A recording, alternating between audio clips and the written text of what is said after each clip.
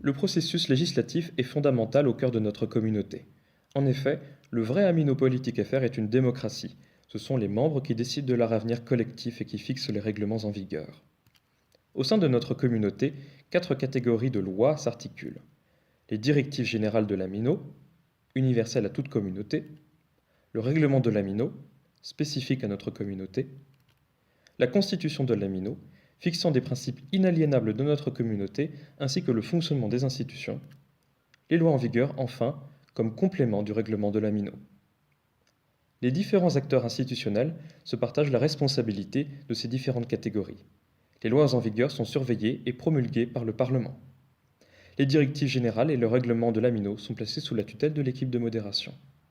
La constitution de l'amino, bien que placée sous la tutelle du président de la République, est avant tout surveillée par les citoyens et ne peut être modifiée qu'à condition d'avoir un référendum. Enfin, une institution spécifique vérifie l'application de toutes ces catégories. Il s'agit du Conseil civique de l'amino. La constitution de l'amino, le règlement de l'amino ainsi que les directives générales sont très rarement modifiées. En revanche, des lois sont promulguées à peu près toutes les semaines sur notre communauté. Nous allons donc nous attarder sur ces dernières. Comment crée-t-on des lois? Pour créer une loi, il faut d'abord la déposer. Un formulaire de dépôt de projet de loi est mis à disposition des différents acteurs institutionnels pouvant déposer des projets de loi. Comme nous l'avons vu sur la dernière vidéo sur le Parlement, c'est le président du Parlement qui a la responsabilité de collecter les projets de loi et de les transmettre au Parlement. Les acteurs institutionnels pouvant déposer des projets de loi sont les suivants: les députés du Parlement, le président du Parlement, les membres de l'équipe de modération incluant le président de la République en personne.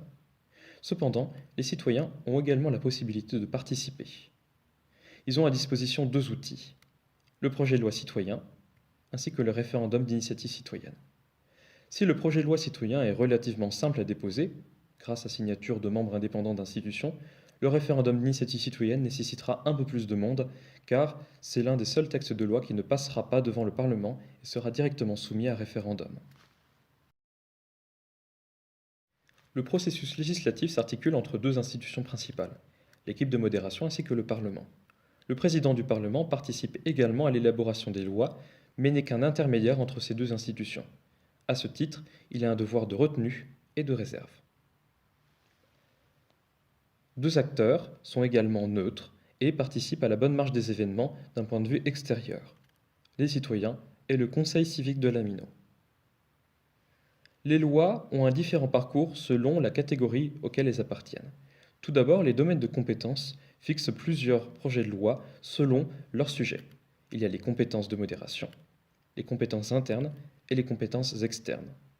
3 autres types de projets de loi peuvent être déposés: des réformes constitutionnelles afin de modifier la Constitution, des propositions de référendum afin de soumettre un référendum aux citoyens, enfin, procédure de destitution qui permet de destituer un membre de l'équipe de modération ou le président de la République en personne.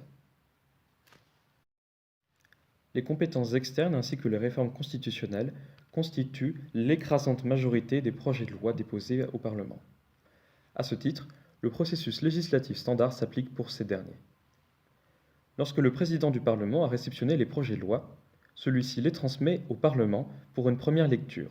Les députés votent pour, contre, mais peuvent également s'abstenir. À une majorité de pour, le projet de loi peut être amendé par les députés. Chaque amendement est voté séparément. Si le projet de loi est refusé, la loi n'est pas abordée ni amendée. Une fois que l'ensemble des projets de loi a été examiné par le Parlement, ceux-ci sont transférés à l'équipe de modération. L'équipe de modération arrête sa position, favorable ou défavorable, mais peut également transmettre des amendements qui seront renvoyés au Parlement. Une fois l'équipe de modération ayant donné son accord ou son désaccord, l'ensemble des projets de loi sont retransmis une nouvelle fois au Parlement. Les projets de loi rejetés par l'équipe de modération ne sont pas abordés.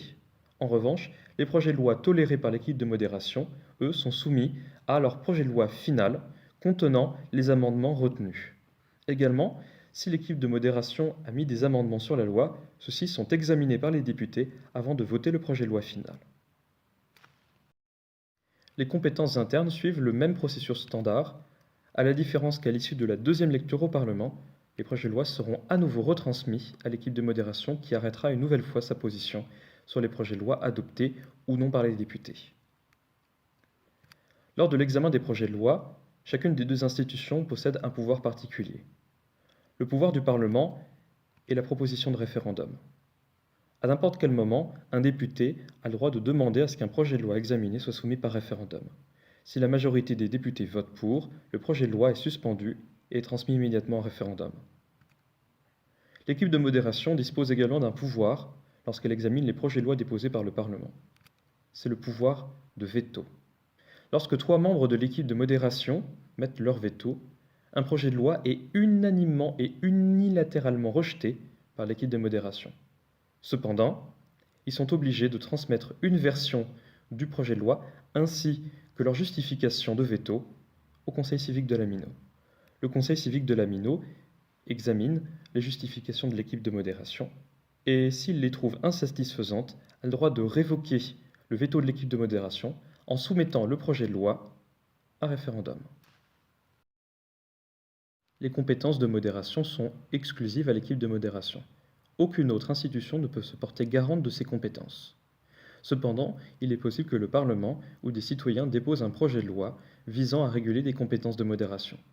Dans ce cas-là, le président du Parlement transmettra le projet de loi directement à l'équipe de modération qui arrêtera sa position unilatérale.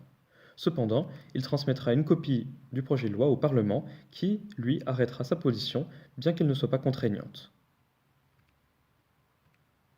Les propositions de référendum ou procédures de destitution sont spécifiques au Parlement et ne passent pas devant l'équipe de modération. Un dernier type de projet de loi officieux existe dans la Constitution. Seul pouvoir du président de la République, il s'agit des ordonnances. Le président de la République a la possibilité de soumettre un projet de loi par ordonnance directement au président du Parlement, et ce, une fois toutes les 2 semaines minimum. Le président du Parlement a la responsabilité de promulguer immédiatement la loi.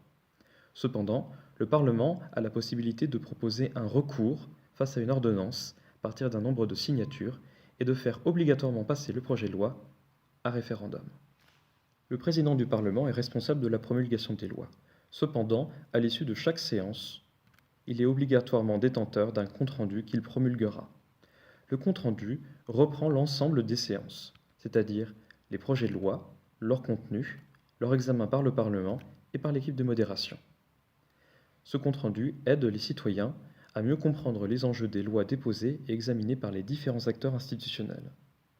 Ainsi s'achève la présentation du processus législatif de notre Amino.